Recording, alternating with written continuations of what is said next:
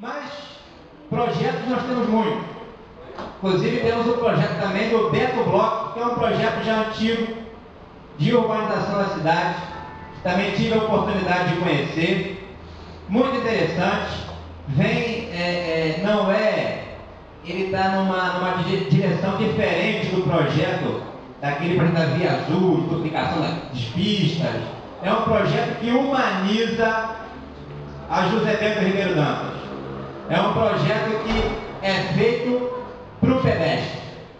E é muito interessante essa concepção, porque hoje se pensa muito em trânsito para carro.